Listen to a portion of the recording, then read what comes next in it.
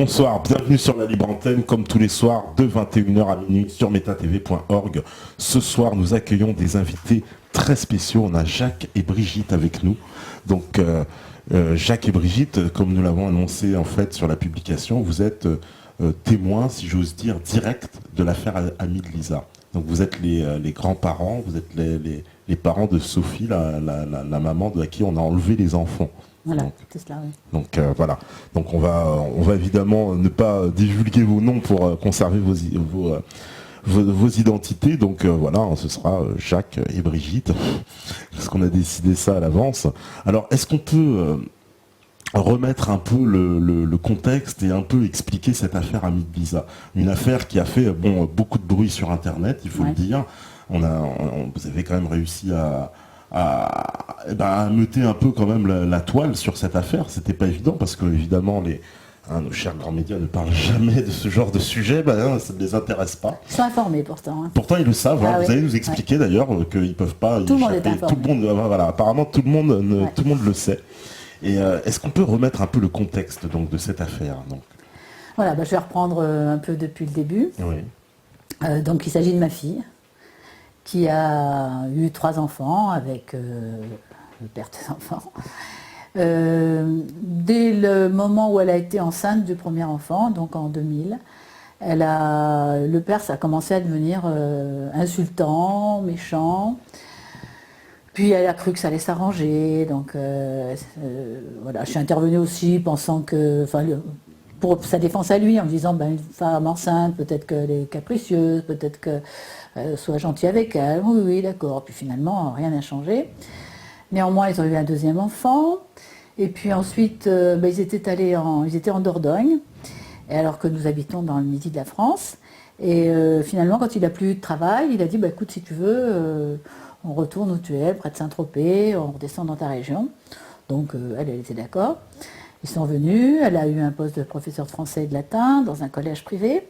Et puis lui, finalement, a trouvé du travail, il est maçon, il est un très bon maçon, très bon travailleur. Et donc, voilà, ils se sont installés, puis elle a eu le 3e enfant. Et les insultes devenaient de plus en plus nombreuses, des gestes aussi, des violences physiques. Donc, elle a porté plainte pour que ça se calme, pour lui faire peur un petit peu. Pour elle tenait à lui, elle l'aimait, elle a 3 enfants. Donc les plaintes ont toujours été classées sans suite. Donc lui s'est senti de plus en plus fort. Et puis un jour, le dernier, chaque enfant, ils ont 1 an de différence entre eux. Elle les a tous les 3 nourris à l'été. Et puis quand le 3e avait 7 mois, c'était donc en février 2005, un soir, il rentre, un vendredi soir, et il fait une histoire, il crée encore une histoire. Et puis il dit, puisque c'est comme ça, je m'en vais. Et puis il prend un sac de voyage, il met des vêtements dedans, et il s'en va. Moi, j'habitais à 100 km de là, ma fille m'appelle, et elle me dit, il est parti. Je dis, comment il est parti? Elle dit, oui, il a quitté la maison. Je dis, ah bon? Je ne comprenais pas. Et puis, je me suis dit, à la limite, tant mieux, parce qu'elle ne pouvait pas le quitter. On ne peut pas, avec 3 petits-enfants en bas âge, elle avait besoin de lui, elle ne se voyait pas toute seule. Donc, là, c'est lui qui part, ma foi, tant pis. Alors, je me suis dit, écoute, c'est peut-être une bonne chose. Néanmoins, à 2h du matin, il rentre. Enfin, il reste à la porte et il est complètement ivre. Et il menace tout le monde de mort, carrément, il veut les tuer, etc. Enfin, il est complètement... Donc elle est complètement apeurée. Elle appelle la gendarmerie. Quand il voit que la gendarmerie va arriver, il s'en va. Et moi, elle nous appelle, donc on arrive 1 heure plus tard. Et puis on reste avec elle. Et 1 heure plus tard, il revient à nouveau, en menaçant de nous tuer si on n'ouvrait pas la porte, etc. Les enfants se sont réveillés, enfin la petite fille aînée, sont réveillés, il l'a fait pleurer, il faisait des menaces, enfin bon. Voilà, l'affaire se passe, ils se séparent à ce moment-là. C'est-à-dire que ma fille veut plus rester avec lui. Et moi, je lui prête un appartement pour qu'il ne soit pas à la rue et qu'il laisse ma fille tranquille, pour qu'il ait le temps de se retrouver, de trouver quelque chose pour se loger. Donc il va rester dans mon appartement jusqu'à la fin juin, donc on est en février 2005, jusqu'à fin juin, il est logé.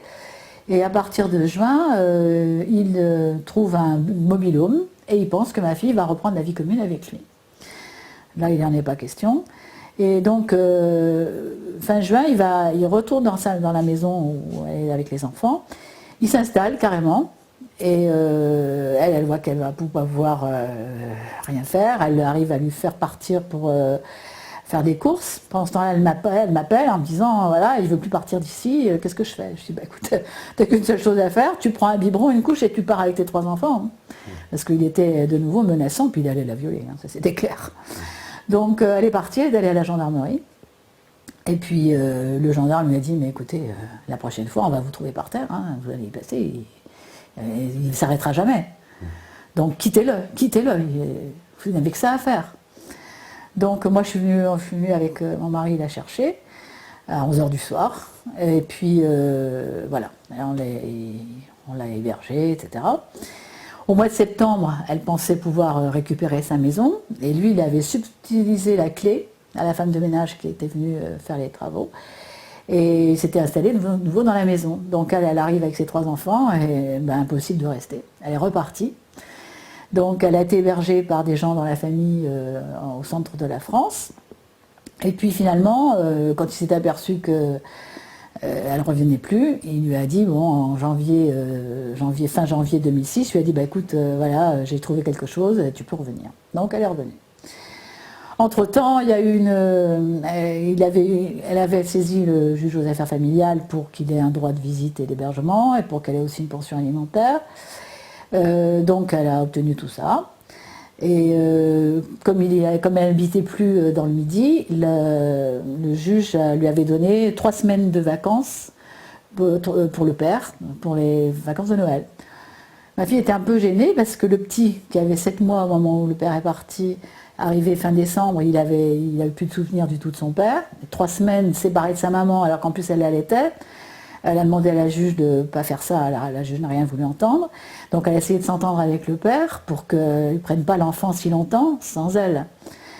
Il a fini par accepter avec beaucoup de difficultés qu'elle vienne, donc il prenait les 2 aînés, et elle est venue, elle est allée le voir où il était en Dordogne pour les vacances, avec le 3e, qui était un bébé, qui avait à peine 1 an. Et là, elle n'a pas trouvé d'hôtel pour passer la nuit. Donc il lui a dit, bah écoute, t'as qu'à y rester ici dans la maison, il a une maison avec un étage, tu qu'à dormir là dans le salon et pas de problème. Finalement, à 3h du matin, il a voulu la violer. Donc là, c'était un sacré choc, elle s'est débattue pendant 20 minutes. Finalement, le lendemain, elle est restée toute seule, elle s'est demandé ce qu'elle devait faire. Puis elle s'est dit quand même, faut que ça s'arrête. Donc elle a porté plainte pour que ça s'arrête et puis que ça ne puisse pas se reporter sur d'autres personnes non plus. Là encore, classement sans suite. Mais néanmoins, en février 2006, quand ma fille est retournée sur Saint-Tropez, le père dans la maison donc, avait préparé le dîner, on a tous dîné ensemble, et il redemande à Sophie de reprendre la vie commune. Elle lui dit, bah non, après ce qui s'est passé en décembre, je peux pas. Alors il commence à nier, et puis non, Sophie là le regarde dans les yeux, elle dit, tu peux nier? Et elle lui rappelle ce qui s'est passé. Et devant nous deux, il reconnaît qu'effectivement, il s'est conduit comme un crétin et qu'il regrette, etc. Bon, voilà. Là-dessus, le temps passe. Il peut voir les enfants un week-end sur 2. Ma fille, de toute façon, parfois, quand elle a besoin de faire garder ses enfants, elle propose d'abord au père s'il les veut. Donc ça se passe bien. Et puis, quand il y a des fêtes, des anniversaires, des fêtes, on a même eu l'enterrement de ma mère, il est venu, enfin, il a été invité à chaque fois qu'il y avait quelque chose de familial, voilà, pour que les enfants ne se rendent pas compte qu'il y avait une séparation des parents. Et puis, il s'est trouvé qu'en 2006, ma fille a fait la connaissance de quelqu'un, et les sentiments étaient assez réciproques. Et l'année suivante, il a appris par la sœur de cette personne qu'entre eux deux, c'était sérieux. Et là, il a dit, ça passera pas. Mes enfants ne seront jamais élevés par quelqu'un d'autre et je te pourrirai la vie. Tu ne te referas jamais ta vie avec personne. Je dis, bon, c'est des paroles. Et puis, on arrive au mois de juin 2007, et là, il dit, si tu ne reprends pas la vie avec moi, je te prépare une vengeance, tu peux pas savoir. On se demande ce qu'il peut faire, on ne comprend pas. Hein. Et puis on arrive au mois de septembre 2007. Là, il continue, il a même prévenu pas mal de gens qu'il allait se venger et qu'il avait trouvé quelque chose qu'on ne peut pas imaginer. Et il dit, et puis, le jour où tu portes plainte, le jour où tu te présentes à la gendarmerie, tout s'enclenche. Alors, de toute façon, elle n'avait pas de raison d'aller à la gendarmerie. Bon, on ne comprend pas. Et puis, donc, au mois de septembre, là, on apprend par les enfants, le père, ils avaient un week-end sur deux, mais en septembre 2007, ça a été le premier, troisième et cinquième week-end. Il y en avait 3 ce mois de septembre-là. Et ils avaient eu aussi le dernier week-end d'août. Donc, il y a eu beaucoup de week-ends chez le père. Et on a appris que les enfants n'étaient pas chez le père, ils allaient chez un ami du père, un dénommé Didier, qui travaille à la mairie de Saint-Tropez, d'ailleurs. Et ils passaient tout leur week-end chez ce monsieur, et à tel point qu'on a cru vraiment que le père avait changé d'habitation et qu'ils habitaient chez ce Didier. Finalement non, mais on a appris par les enfants que le père faisait une cuisine, puisqu'il est maçon, il rend beaucoup de services à beaucoup de gens, et donc voilà, il leur faisait une cuisine, donc ils travaillaient là tous les week-ends. On arrive au 7 octobre 2007. Les enfants vont chez le père du samedi 14h jusqu'au dimanche 19h. Les trois enfants rentrent chez leur père. Seulement les 2 garçons reviennent et la petite fille est gardée dans les bras par le père. Ok. Et puis elle revient. Elle reste en bas, on a un escalier, elle revient, elle ne veut pas rentrer. On dit, mais Margot, qu'est-ce qu'il y a Elle monte l'escalier et là, surprise, on la voit dans un état de Elle était prostrée. état de choc. Les yeux sortis des orbites, des poches sous les yeux, les cheveux complètement tout ébouriffés, regard fixe, bouche ouverte, elle ne bouge plus. Vraiment, ça fait un choc. Hein. Et donc ma fille lui dit, mais Margot, qu'est-ce que tu as? Qu'est-ce qu'il y a? Et là, la petite va se mettre dans les bras de sa mère. Et ce qu'elle ne fait pas, elle n'était pas plus trop de câlins, mais là, elle reste blottie dans les bras de sa mère. Et qui lui dit, ben Margot, qu'est-ce qui s'est passé? Vous étiez chez Didier? Oui. Et il est gentil, Didier? Non. Et il est gentil avec les enfants? Non. Bon, elle n'ose pas trop poser de questions. Et puis après un petit câlin avec sa maman, la petite veut prendre un classeur en plastique. Elle prend un stylo indélébile et là elle fait un dessin. Là elle met Margot au centre, elle écrit Margot, elle est rentrée en CP, elle savait comment ça allait savoir écrire. Elle a fait autour un cercle avec 4 cœurs en angle. Sous ce dessin, elle a fait une montagne, avec le sommet qui rentre dans Margot. Et puis elle fait une montagne avec la pointe en bas au-dessus d'elle. Et là, elle nous dit, ce qui rentre dans Margot, c'est papa, et au-dessus, c'est maman. On ne comprend pas le dessin, là, à ce moment-là. Les enfants, la nuit, font un énorme cauchemar. Ils hurlent, ils n'arrivent pas à dormir. Enfin bon, on est assez étonnés. Le lendemain matin, les garçons disent à leur mère que, finalement, Didier a embrassé Margot sur la bouche à la plage. Que papa était là et qu'il n'a rien dit. Donc, je vais avec les 3 enfants voir un médecin traitant des enfants qui a l'habitude d'eux, pour qu'elle les interroge. On ne voulait pas nous le faire, on n'est pas des professionnels, donc on voulait que ce soit des professionnels qui s'occupent de ça. Donc on va voir le médecin qui s'aperçoit que tous les 3 sont en état de choc, assez grave, et qui donne 3 semaines d'arrêt d'école pour chacun, qui donne, sachant qu'il y avait 2 semaines de vacances qui allaient suivre ces 3 semaines, on arrivait aux vacances de la Toussaint, donc pour qu'ils soient avec leur maman, pour qu'ils soient... Alors, nous on ne voulait pas d'arrêt d'école pour la petite, elle a commencé son CP depuis 1 mois, donc 1 mois et demi. Bon bah là, si, arrêt. Elle lui demande de faire un test HIV, donc elle avait des doutes. Et ensuite, elle demande aussi qu'il y ait une ordonnance pour qu'il y ait une aide familiale pendant 6 mois pour que la maman puisse passer tout son temps avec les enfants pour les remettre de leur traumatisme, on ne sait pas encore lequel. À part le baiser sur la bouche qu'ils avaient réitéré auprès du médecin. Ma fille prend rendez-vous néanmoins avec un psychologue. Donc elle a rendez-vous, cette psychologue n'est pas libre, elle a rendez-vous que le mercredi. Donc on était le 7, 8, 9, mercredi 10 octobre. Et donc rendez-vous en début d'après-midi avec les enfants. Là-dessus, avant ça, ma fille est allée voir, on avait appris par le père qu'il jouait au foot avec les gendarmes de Grimaud. Donc préfère ne pas tomber sur eux. Normalement, c'était eux qui étaient compétents pour recevoir une plainte. Donc elle est allée à Toulon pour dire qu'elle aurait peut-être éventuellement quelque chose à faire. Et ils lui ont dit, bah, écoutez, nous on n'est pas compétents, allez plutôt à la brigade des mineurs, à la brigade de recherche de Saint-Tropez. Donc ils ont pris un rendez-vous pour elle, pour l'après-midi du 8 octobre, du 10 octobre. Entre-temps, elle a pris rendez-vous pour après la visite chez la psychologue. Donc là, on allait à un baiser sur la bouche. Elle portait plainte pour un baiser sur la bouche. Chez la psychologue, ça dure 1 heure, donc à travers des jeux, à travers des paroles, des non-dits, etc., on découvre finalement que, effectivement, les garçons répètent que Didier a embrassé Margot sur la bouche. Et puis, on apprend que Didier a mis son zizi dans la bouche de Margot. Enfin, Margot dit ça.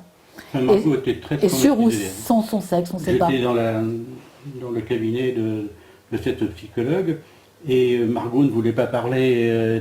Pas dans le micro. Margot ne voulait pas parler, elle était également très très contractée. Et c'est la psychologue qui a proposé à Margot, mais Margot, est-ce que tu veux parler à quelqu'un? Tu veux parler à ton grand-père? Alors Margot a dit oui. Alors je suis sorti dans la rue avec Margot, en la prenant dans les bras. Et là, je lui demande, alors c'est quoi? Qu'est-ce qui s'est passé? Il y a un truc grave que tu veux me raconter? Elle se taisait. Je lui dis quoi? C'est une histoire de Zizi. Elle répondait toujours pas.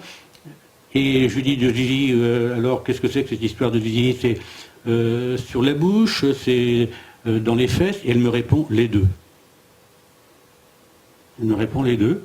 Alors moi je suis effondré à cette nouvelle, elle était très sincère, elle a annoncé les deux vraiment comme un soulagement, c'est un cri de soulagement. Je la ramène donc chez la psychologue, moi je suis complètement effondré. Ah. Et là, je raconte à la psychologue ce que Margot m'a dit, et à ce moment-là c'est la psychologue qui interroge Margot et lui confirme justement tout.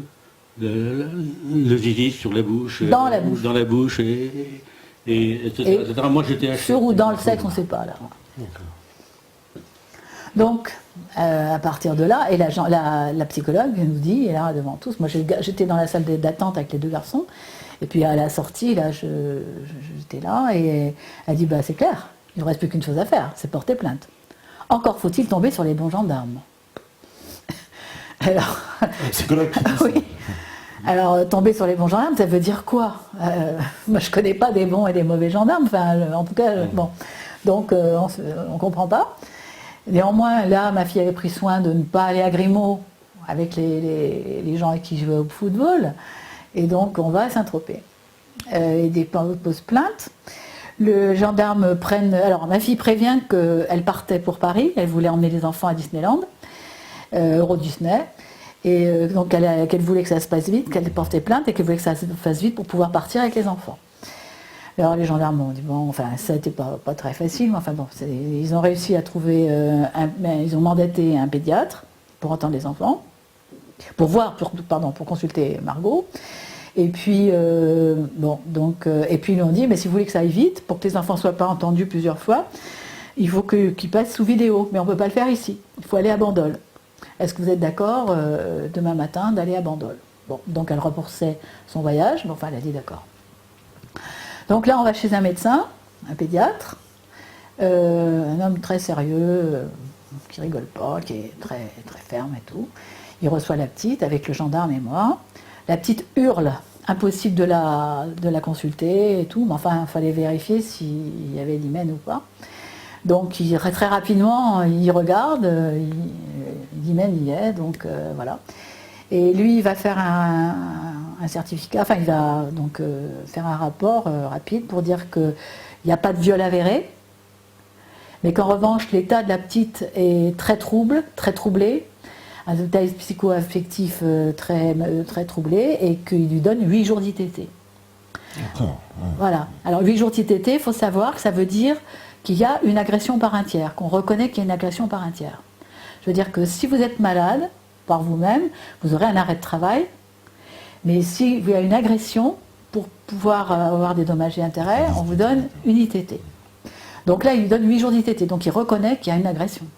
Et il dit, avant de partir, aux gendarmes et à moi-même, il dit attention, lisez bien mon certificat.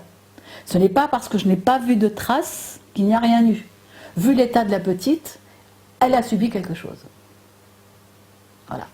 Donc on sort de là, et le lendemain, on doit retourner, on doit aller donc à Bandol, à 1 heure de route, 1h30 de route. Là-dessus, en partant de chez la gendarmerie, ma fille s'arrête, parce qu'elle n'était pas allée voir, elle n'a pas vu le médecin, le pédiatre. Donc elle s'arrête, elle me dit je veux aller voir le pédiatre qui a vu Margot pour savoir ce qu'il en pense.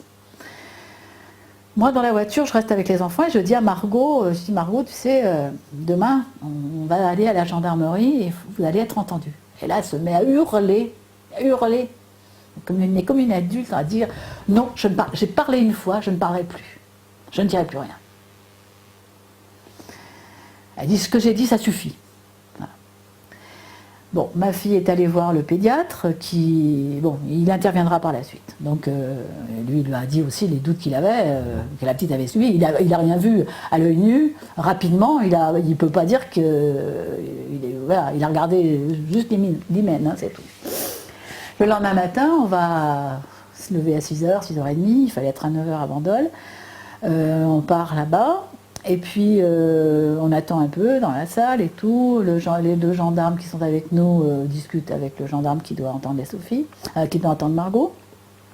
Alors on avait prévenu ma fille que la petite serait entendue avec un gendarme qui est formé, qui est psychologue, qui est formé à la psychologie des enfants, qui aurait à côté une vraie psychologue, et que ce serait derrière une glace teintée et que ma fille pourrait assister donc de l'autre côté à ce qui allait se passer. Finalement, il n'y a rien de tout ça. C'est un gendarme en uniforme qui interroge la petite. Donc elle... Pas de psychologue. Non, rien du tout. Ni une femme, ni personne, un homme en uniforme et qui l'interroge. Donc déjà, Margot, c'est difficile de parler de certaines choses. Et donc quand même, sur tout l'interrogatoire, c'est un interrogatoire qui est retranscrit sur 10 pages, où il y a beaucoup de questions négatives. C'est-à-dire qu'on ne sait pas comment répondre à ces questions. Je ne sais même pas comment on répond. Des questions négatives. Donc on répond par oui ou par non, ça veut dire la même chose. En tout cas, la petite, dans toutes les questions, on lui demande si elle aime son père, elle dit non, alors elle adorait son père. Hein. Si elle veut le revoir, elle dit non. Si Didier est gentil, elle dit non. Si elle veut revoir Didier, non. Et on lui demande, bon, et voilà. Et on lui dit, mais c'est qui a dit elle dit, papa m'a dit de ne rien dire. Et qu'est-ce qu'il a dit de ne rien dire? Je ne sais pas. Tout ce qui la dérange, tout ce qui la gêne, elle ne sait pas. Elle répond, je ne sais pas. Sur 10 pages, c'est comme ça. Hein. Elle dit que c'est papa qui lui a dit de ne rien dire. Et papa lui a dit de ne rien dire. Voilà.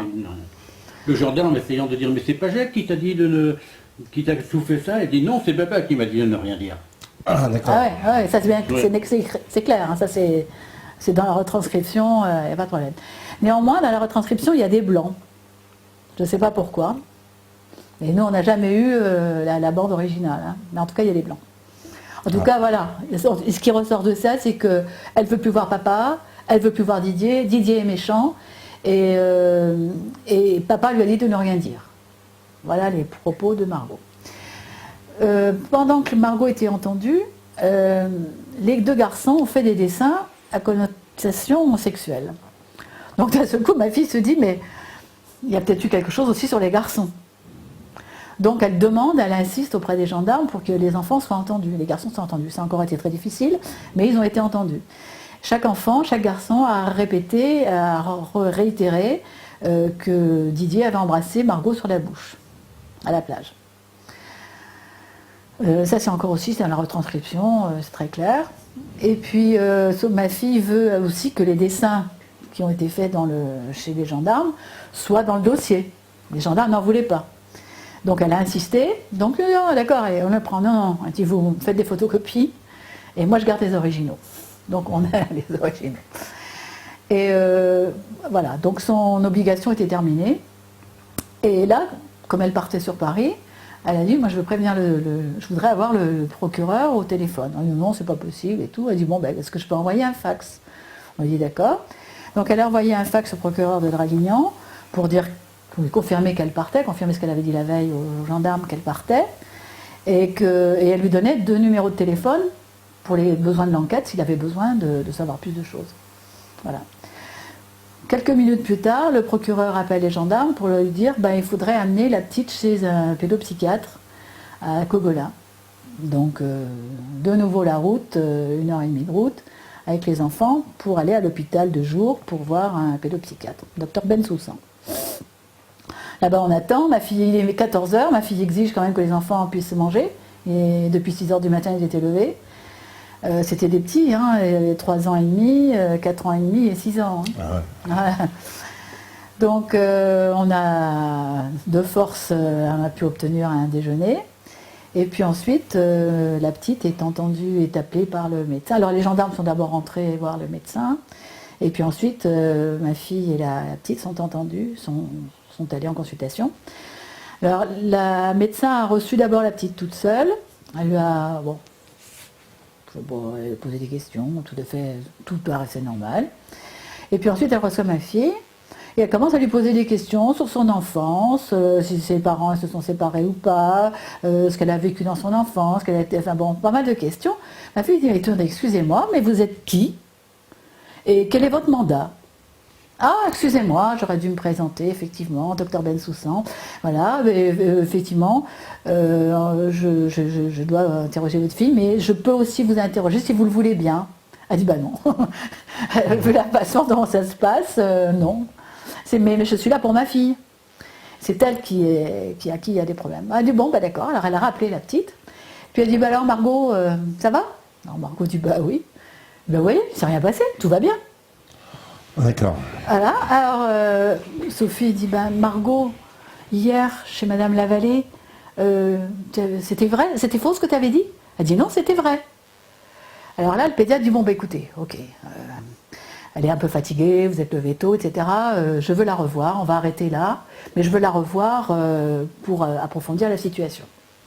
Donc elles ressortent, toutes les deux, et puis on attend, les gendarmes rentrent à nouveau. On attend encore une vingtaine de minutes dehors, et les enfants, les garçons couraient partout, c'était très difficile à tenir.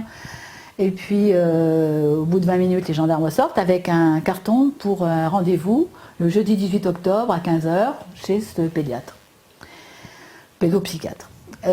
Donc voilà, il lui donne le carton, et il dit attention, il faut bien être là, parce qu'elle savait qu'elle partait sur Paris. Faut venir absolument. Je dis oui, d'accord, bien sûr, ok.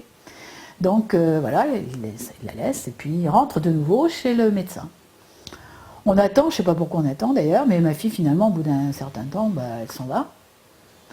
Et puis nous on reste sur place pour savoir comment allait se passer, ce qu'allait se passer pour la suite. Normalement donc Didier sera entendu, etc. Donc elle s'en va et puis elle commence, le père surtout s'était déjà montré menaçant au téléphone plusieurs fois. Dès le matin, on ne savait pas pourquoi, mais il savait que les enfants n'étaient pas à l'école. Alors, il ne s'est jamais occupé de l'école, ils étaient à la maternelle et puis la petite en CP. Et il avait téléphoné à Sophie pour lui dire « Oui, qu'est-ce que tu fais? Les enfants ne sont pas à l'école, où tu es? Qu'est-ce que tu fais ?» etc. Donc, elle n'a rien dit, on ne sait pas pourquoi. Et puis là, le soir, il allait quitter, il allait rentrer de son travail, et elle avait un peu peur quand même. C'était déjà montré menaçant. Elle avait prévenu déjà les gendarmes qu'il s'était montré menaçant. Donc là, elle me dit, j'ai pas envie, il va rentrer, il va revenir là bientôt. Donc elle partait. Donc le truc, c'est qu'elle partait sur Paris et que le premier hôtel qu'elle trouverait, on se rejoindrait. Donc nous, on attend les gendarmes, là, à la sortie de l'hôpital. Ils sortent au bout de, je sais pas, au moins encore 20 minutes. Fou. Ils étaient fous. Les Où sont gendarmes. Où est Les Sophie gendarmes Où sont étaient les enfants? Mais complètement fous. Je me suis dit, mais attendez, dans quelle affaire on est là? Oh ouais, où elle est? Où sont les enfants? Elle est partie. Mais elle aggrave son cœur. Je me suis dit, mais attendez, mais on n'est pas Mesrine, nous, qu'est-ce qui se passe? Ah oui, oui, attendez, j'appelle le procureur.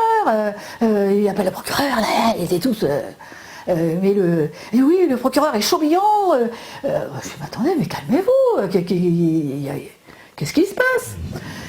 Alors, finalement, il se calme et puis il dit, bon, écoutez... dès que vous avez votre fille au téléphone, vous lui dites il faut absolument qu'elle passe à notre gendarmerie. Je dis, bah, d'accord, pas de problème. Je dis de toute façon c'est bien. Je dis moi j'habitais à Toulon, elle est à Saint-Tropez. Je dis c'est bien, moi je suis là à Toulon, je suis là à Saint-Tropez donc je pourrais me garder mes petits enfants. Il n'y a pas de problème, vous pourrez, elle viendra. Ah non, il faut qu'elle vienne avec les enfants. Pourquoi venir avec les enfants? Qu'est-ce qu'il a besoin de 3 bouts de chou s'ils ont besoin de voir la mer? Donc, je comprends pas trop bien, enfin, en compte. Venir pour dire quoi? Parce que la Ouais. plainte qu'avait posée Sophie suite à l'invitation de la psychologue Madame Bensoussan, c'était contre un ami du père, Ah non, attends. puisqu'on ne ouais. savait pas contre qui c'était, et les gendarmes avaient remis un carton pour 8 jours plus tard. Et Sophie Alors, était libre. mais Donc pourquoi d'un seul coup fallait-il que... Voilà. tout était terminé normalement, il y avait plus rien. Et ils n'avaient même pas demandé d'attendre, ils lui ont dit voilà, le carton de rendez-vous, surtout venez. Là ils ont insisté effectivement, surtout vous venez. Elle a dit bah oui, bien sûr, voilà, c'est tout. Donc là, voilà, ils me font toutes ces histoires, ils s'en vont. Moi, ma fille me téléphone, je suis encore à la sortie de l'hôpital, là, ma fille me téléphone, elle me dit écoute, est-ce que tu pourrais retourner chez le médecin dans son cabinet car j'ai perdu j'ai dû oublier un de mes 2 téléphones. Donc je lui dis d'accord, ok.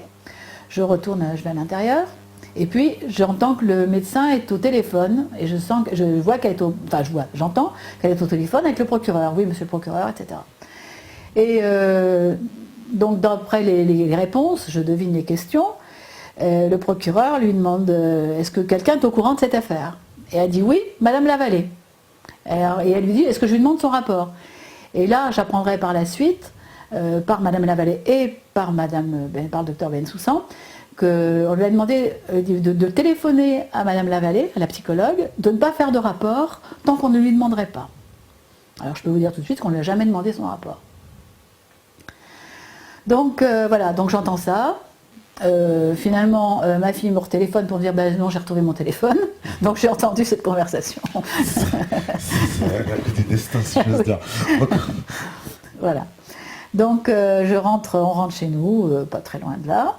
Et puis 1 heure plus tard, les gendarmes me téléphonent en me disant on peut venir vous voir? Je dis bah oui. Finalement, ils sonnent, ils étaient en bas de chez moi quand ils ont demandé ça. Ils viennent fouiller mes 2 appartements, sans mandat, et puis ils s'assoient et ils me disent on ne partira pas d'ici tant qu'on ne saura pas où est votre fille. Je dis bon, je m'en fous. Donc ok, d'accord, voilà, restez.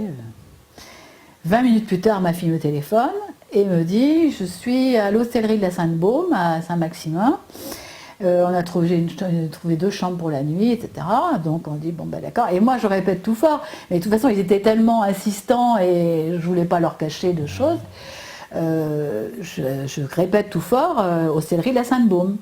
Eux immédiatement, les 2 gendarmes immédiatement téléphonent à des collègues pour vous dire hostellerie de la Sainte-Baume, etc. Et puis, 10 minutes, il reste toujours sur place, il reste là. 10 minutes plus tard, une religieuse. Alors, il faut savoir que l'hostellerie de la Sainte-Baume, c'est un hôtel qui est au pied de la grotte où Marie-Madeleine serait venue en France à l'époque de Jésus. Et donc, cette hostellerie, c'est un hôtel-restaurant, qui est tenu par des religieux, soit par des femmes, soit par des hommes. Là, en l'occurrence, c'était des religieuses. Actuellement, ce sont des bénédictins, etc. Donc là, une religieuse me téléphone et veut me demander à quelle heure on vient pour le dîner, tous les 2 avec nos bagages. J'ai pas le temps de répondre. Le gendarme, le manchec, m'arrache le téléphone et dit aux religieuses ma sœur, la personne que vous avez, Sophie Julie que vous avez chez vous, est recherchée par toutes les polices de France. Elle est en fuite. Elle est recherchée, elle est en fuite avec ses enfants. Il faut vous la maintenir sur place. Vous téléphonez à la gendarmerie locale donc, pour dire qu'elle est chez vous et on arrive. Il dit ça alors qu'il lui avait remis 2 heures plus tôt un carton pour venir 8 jours plus tard. Ouais. Ce gendarme. Bon. Et alors, j'ai pas pu répondre, voilà, il a raccroché le téléphone. Et là, il demande à Jack de les accompagner à la stellerie de la Sainte-Baume. Pour venir, alors Jack demande pourquoi, il dit pour ramener la voiture de Sophie. Non, c'est pas tout à fait comme ça. Il me dit, vous venez avec nous, vous venez avec moi, avec nous, puisqu'il y avait 2 gendarmes, Le Manchec et 2 Roms. C'est un couple de gendarmes qui ont participé donc au départ à toute l'affaire. Ils ont tous participé à toute l'affaire, notamment à nous. Ce sont eux qui nous ont emmenés voir la brigade spécialisée pour auditionner les enfants. Ce sont eux qui nous ont emmenés ensuite chez le docteur Bensoussan. C'est eux encore qui, là, me demandent de les accompagner, de venir avec eux jusqu'à la Sainte-Baume, là où était Sophie. Et en route, je leur demande, mais pourquoi vous voulez... vous m'emmenez pourquoi il y a une raison, c'est pour ramener sa voiture. Attendez, là, non, c'est possible. C'est pour ça, mais aussi parce que quand on enlève les enfants à une maman, elle devient folle ou elle se suicide. Alors, l'internement est nécessaire. Et si le maire ne veut pas signer, ce serait pour que vous signiez. Est-ce que vous êtes d'accord? Alors là, j'y attendais. Vous lui avez remis un carton il y a 2 heures, comme quoi elle était attendue dans 8 jours. Tout allait très bien. Vous voyez bien qu'elle n'est pas folle et qu'elle va très bien. Pourquoi voulez-vous lui enlever ses enfants? Ah, là, on vous expliquera. Il me laissait entendre que c'était le procureur, sans me le dire directement. Et donc, on continue la route et le gendarme qui conduisait dit, c'est bizarre, c'est la 2e maman à qui on enlève les enfants. Alors le gendarme dit, attends, tais-toi, n'importe quoi, etc. Le gendarme le manchait. Et puis on continue et on arrive donc ensuite à la Sainte-Baume. À la Sainte-Baume, je suis coincé dans la voiture, je dis au gendarme, attendez, je suis à l'arrière, la porte ne peut pas s'ouvrir. Je dis au gendarme, mais attendez, j'ai envie de pisser, il faudrait peut-être m'ouvrir la porte, etc. Attendez, bougez pas, on attend un petit peu, on va venir vous chercher tout à l'heure. Alors j'attends un petit peu, 5 minutes après, je suis introduit dans l'auberge de la Sainte-Baume, dans une salle une salle, c'est une salle de petit déjeuner, mais qui était transformée en chapelle. Et là, il y avait la table d'hôtel, c'était les tables de restaurant, qui étaient alignées avec une nappe toute blanche. Sur cette nappe, Sophie tout en blanc, assise au milieu, et 11 gendarmes qui se mettent devant elle, habillés tout en noir. C'était impressionnant parce qu'il y avait un spot qui éclairait Sophie et un grand crucifix derrière elle. Et Sophie qui écarte les mains en lui. Quand les gendarmes lui disent, là, on a ordre du procureur de mettre les enfants à l'abri, ça durera 24-48 heures, c'est pour les mettre à l'abri, sous-entendu du père, sans dire que c'était du père. Et Sophie qui les invite, prenez le café avec moi, voyons ça, etc. A priori, je ne sais pas comment le gendarme aurait pu avoir un papier du procureur pour ordonner justement l'enlèvement, mais enfin, il laisse entendre à Sophie que ses enfants vont être mis à l'abri et qu'elle les retrouvera dans les 24-48 heures. Alors à partir de là, ce moment vraiment marquant, je dirais très impressionnant, qui a impressionné tout le monde, les sœurs comme les gendarmes. Les gendarmes étaient tellement impressionnés d'ailleurs qu'ils disent ça s'est bien passé, c'est formidable, etc.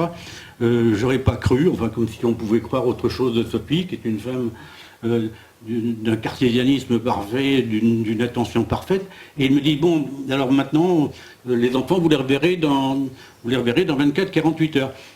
Et je dis, attendez, oui, le procureur n'autorise pas que la maman revoie ses enfants. Ils avaient été écartés, mis dans une pièce à part. Alors je dis, écoutez, non, là, c'est pas sérieux. Si c'est pour les mettre à l'abri du père, il faut au moins que la maman puisse dire au revoir à ses enfants. Alors le Manchec s'écarte pendant 3 minutes, 2 ou 3 minutes, très rapidement, il dit oui, le procureur est d'accord, exceptionnellement, il accepte que la maman accompagne ses enfants. Et donc Sophie va, il y a un chien loup qui sort de on ne sait pas où, qui se colle contre elle, les gendarmes en avaient peur d'ailleurs, et elle accompagne ses enfants jusqu'à la voiture qui les emmène vers une destination inconnue. Ça, c'est l'épisode de la Sainte-Baume. D'accord. Et qu'est-ce qui se passe ensuite, une fois que les gendarmes ont... Alors là, C'est parti avec les ils vont enfants. rester... comme il doit les retrouver le lendemain, Oui. elle ne sait pas trop où ils vont, elle ne sait pas qui les emmène. Elle n'a pas eu d'ordonnance du procureur, on ne lui a rien fait lire, donc elle ne peut pas se... voilà, elle fait confiance. On lui dit que c'est pour mettre vos enfants en sécurité, Ouais, ouais. donc elle leur fait confiance. Puis elle dit si c'est pour les mettre en sécurité, effectivement, comme le père s'était montré méfiant dans la journée, mais était plutôt menaçant, donc elle se dit bon, peut-être qu'il serait venu ici, donc elle est contente qu'on mette cet enfant en sécurité. Alors elle a prévenu les enfants avant de partir en disant bon mes chéris, s'il fait froid, là vous allez dans un endroit bien, vous serez au chaud, tout ira bien, etc. Puis on se revoit demain. Donc tout le monde est parti, ils sont partis dans la joie et la bonne humeur, tout allait bien. Et puis elle, donc, sachant qu'elle allait les retrouver le lendemain, ils sont restés sur place, parce qu'ils avaient, c'était réservé pour nous, et ils restent sur place. Et puis dans la nuit, il se trouve que... Oui, alors là, je dirais, c'est un épiphénomène. Les sœurs acceptent que je dorme sur place parce qu'elles préviennent les gendarmes, mais c'était pas ça qui était prévu, disent-elles aux gendarmes. Oui, oui, mais il peut quand même coucher sur place, s'il peut, le grand-père peut dormir sur place. C'était dans la continuité de ce qu'ils nous avaient laissé entendre, que les enfants allaient être rendus le lendemain. Le ou lendemain, ouais. Voilà. Donc, on a une chambre, la chambre 53, au premier étage, chacun son petit lit. Et à 0h53, parce qu'on a regardé l'heure du matin, quelqu'un essaie de rentrer dans la chambre. Alors, Sophie me dit, Jacques, alors je saute, je vais à la porte, c'était fermé au verrou.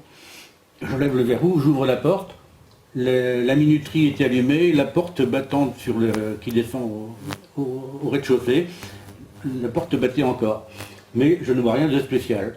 Et seulement le lendemain matin, je vois un homme qui me dit, alors mon père, qu'est-ce que vous faites là? Je raconte, je ne suis pas mon père, je suis là, je ne suis pas mon père. Là, je dis, je reste 24-48 heures, je ne sais pas combien de temps, pour une affaire personnelle. Et je dis, et vous? Alors il me dit, bah moi je suis venu prendre l'air là, parce que c'est la Sainte-Baume, c'est vraiment un endroit merveilleux, agréable, pour respirer et tout. Ben, je dis, écoutez, si vous voulez, on va faire un tour en montagne ensemble, jusqu'à la grotte, qui est beaucoup plus haut. La grotte est à 200-300 mètres au-dessus.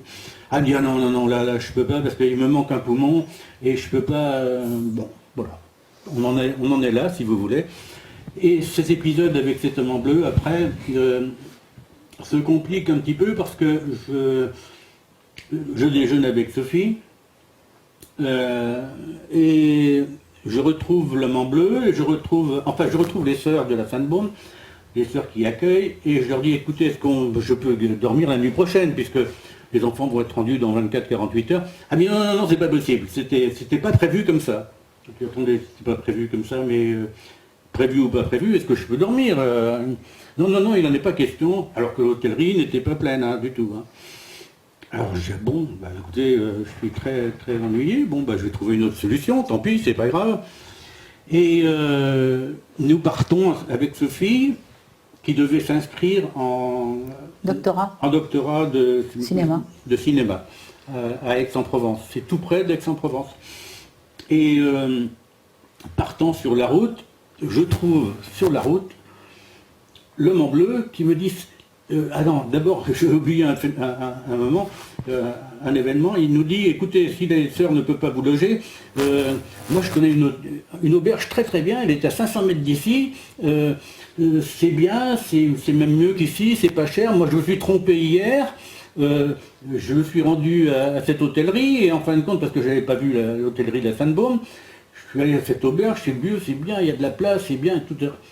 Alors cette affaire est impossible, hein, parce que l'hôtellerie de la Sainte-Baume, c'est 100 mètres, 150 mètres de façade, avec... vraiment, on ne peut pas louper l'hôtellerie de la Sainte-Baume. Et il me raconte qu'il est arrivé trop tard le soir, alors qu'après 19h le soir, on ne peut pas rentrer à l'hôtellerie de la Sainte-Baume. Ouais. Il serait arrivé très tard le soir. Et sur la route, donc, là je reprends ce que je vous disais tout à l'heure, sur la route en allant vers Aix-en-Provence, sur le côté de la route, cet homme en bleu, avec une camionnette, est arrêté à droite, il nous arrête au milieu de la route, il dit « L'auberge dont je vous ai parlé, c'est là !» Invisible, il était à 50 mètres en contrebas, absolument invisible. Alors je trouve ça quand même un petit peu bizarre. Et je vais avec dans cette auberge, je suis accueilli merveilleusement bien, est-ce qu'il y a de la place? Mais oui, oui, il y a de la place. Et si on risque d'arriver un peu tard ce soir, parce que là on va à Aix et puis on revient, c'est pas un problème. Non, non, non, pas un problème, vous pouvez arriver quand vous voulez, il n'y a pas de problème. Bon, alors je dis à Sophie, c'est quand même anormal. Je repars sur la Sainte-Baume, sur l'hôtellerie de la Sainte-Baume, à quelques centaines de mètres. Et puis je dis, qu'est-ce qu'on fait alors Sophie maintenant? Elle me dit, il faut que je m'inscrive à Aix, il faut que je m'inscrive en doctorat. Alors, on reprend la route, la petite route, c'est une petite route, hein. C'est pas une grande route, c'est une toute petite route. Et je dis, mais c'est moi qui conduis, là, et on va faire très attention. Et effectivement, je roule à 30-40 à l'heure, et au détour d'un virage, sur une butte à gauche, je vois l'homme en bleu qui est en train de, en plein cagnard, hein, de frotter le toit de sa voiture avec une femme à côté, portière fermée, etc. Ouh, je dis là, c'est quelque chose qui est tout à fait anormal. Qu'est-ce qu'il fait là? Qu'est-ce qu'il attend là? Alors qu'il aurait dû avoir une demi-heure d'avance sur nous par rapport à